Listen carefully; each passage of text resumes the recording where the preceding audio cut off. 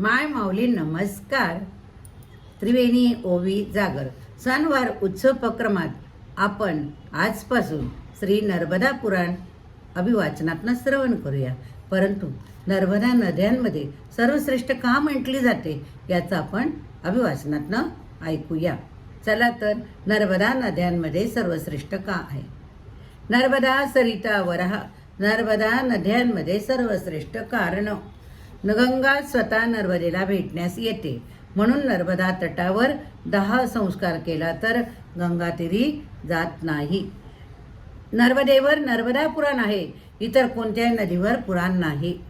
नर्मदेच्या जलप्रवाहात लाकूड हाडे कालांतराने पाषाण रूपात परिवर्तित होतात, याला फासिल किंवा जीवाश्म म्हणतात. नर्मदा आपल्या उगमस्थानापासून समुद्रापर्यंत उत्तर दक्षिण तटावर 7 मैलापर्यंत जमिनीतून प्रवाहित आहे. जमिनीवर ती फक्त दर्शनाकरिता प्रवाहित आहे. नर्मदेचा प्रवाह वेग विश्वातील दुसऱ्या कोणत्याही तिघा नदीचा नाही. नर्मदेमधील पाषाण घरी आणले व रोज जलाभिषेक केला तर त्याचा आकार वाढतो. नर्मदामध्ये जीवाश्म प्राप्त होतात. नर्मदा तटावरील शिवलिंग देशातील सर्व शिवमंदिरात स्थापित आहेत, कारण शिवलिंग फक्त नर्मदेमध्येच प्राप्त होतात. नर्मदेतील हर कंकर शंकर आहे, त्याची प्राणप्रतिष्ठा करण्याची गरज नाही, ते स्वयंप्रतिष्ठित असतात. नर्मदेच्या किनारी नागमणी असणारे मणिनागेश्वर सर्प राहतात. गंगेसहित सर्व नद्या वर्षातून एकदा नर्मदेला भेटण्यास येतात. सर्व तीर्थ स्वतः वर्षातून एकदा नर्मदेच्या दर्शनास येतात. नर्मदेच्या किनारी सर्व तीर्थ स्थापित आहे, याचे वर्णन पुराण धर्मशास्त्राच्या कथांमध्ये आहे. नर्मदेचा प्रादुर्भाव सृष्टीच्या सुरुवातीला सोमप नावाच्या पितरांनी श्राद्धाकरिता केला होता. नर्मदा पुराणानुसार नर्मदा एक अशी देवी नदी आहे की ती सदा हास्यमुद्रामध्ये असते. नर्मदेच्या तटावर सिद्धी प्राप्त होते. ब्रह्मांडासहित सर्व देव, ऋषीमुनी मानव सिद्धी प्राप्त करण्यास नर्मदा तटावर अवश्य आले आहेत. नर्मदा तटावर सिद्धी प्राप्त करूनच ते जग प्रसिद्ध झालेत. नर्मदेच्या वाहत्या पाण्यात 3 वर्षापर्यंत प्रत्येक रविवारी नियमित स्नान केल्यास श्वेत कुष्ठरोग नष्ट होतो, परंतु एकही रविवार खंडित करता कामा नये. नर्मदा स्नानाने सर्व क्रूर ग्रहाची शांती होते. नर्मदा आपल्या जीवनकाळात अवश्य दर्शन देते. नर्मदेच्या कृपेने मानव आपल्या कार्यक्षेत्रात एकदा तरी तिच्या शिवारावर अवश्य पोहोचतो. नर्मदा कधीही मर्यादा भंग करत नाही. वर्षा काळात सुद्धा पूर्व दिशेकडून प्रभावित होऊन पश्चिम दिशेला वाहते. इतर नद्या आपल्या किनारा सोडून इतर दिशांना वाहतात. नर्मदा पर्वताचे मान मर्दन करत पर्वतीय क्षेत्रातून वाहते. जन धन हानी करत नाही. दुसऱ्या नद्या सपाट भूभागातून प्रभावित होऊन बाढ म्हणजेच प्रलयरूपी विनाशकारी तांडव नृत्य करतात. नर्मदाचे प्राकट्य शिव पार्वतीच्या हासपरिहासमधील घामाच्या बिंदूपासून झाले, तेव्हा नर्मदा शिवशक्तीची क्रियाशक्ती होय. नर्मदेचे प्रकट होताना आपल्या अद्भुत अलौकिक सौंदर्याने सर्व देवतांना चमत्कार दाखवून खूप चकवले आहे. नर्मदेच्या चमत्कारी लीला पाहून शिव पार्वती हसून हसून हसून हसून थकून गेली. त्याने तिला वरदान दिले की देवी, तू आमचे हृदय हर्षित केले.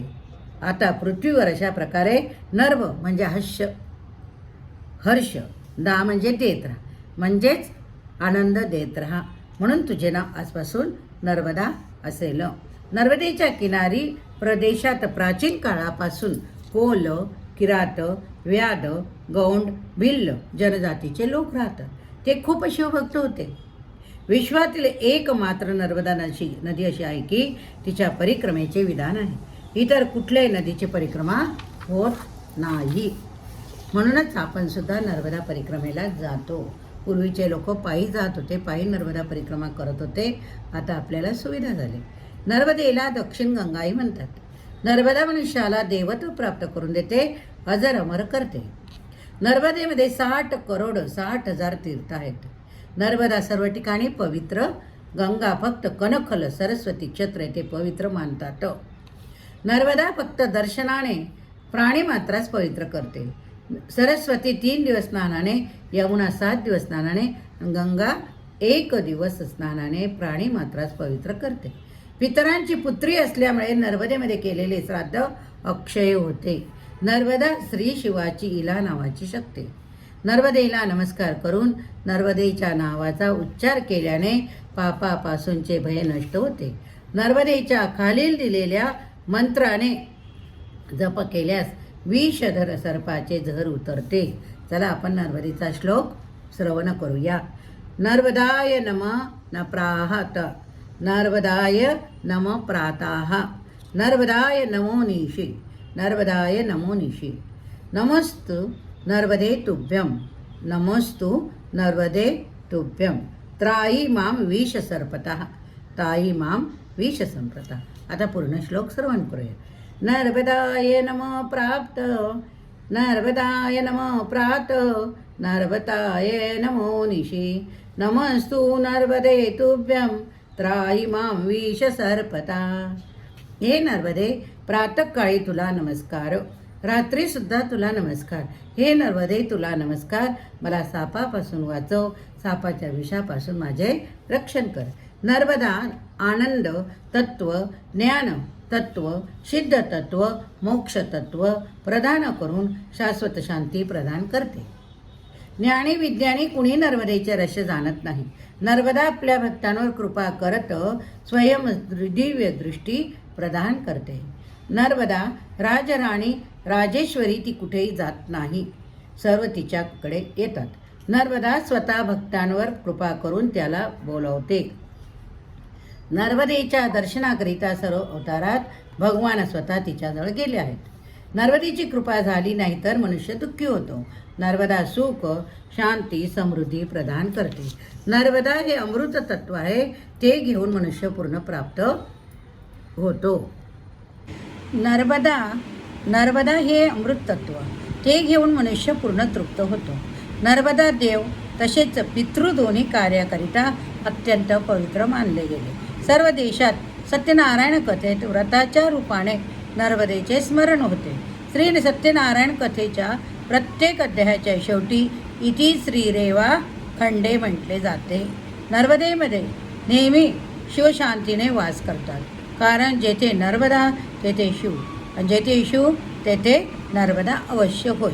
नर्मदा किनारी सर्व प्रकारचे खनिज पदार्थ प्राप्त होतात. नर्मदेच्या किनारी सर्व प्रकारच्या औषधी प्राप्त होतात. नर्मदेच्या तटावर त्रेतायुगात श्रीरामाद्वारे कुंभेश्वर तीर्थाची स्थापना झाली, ज्यामध्ये सर्व तीर्थाचे जल ऋषीमुनीद्वारा कुंभातून आणले होते.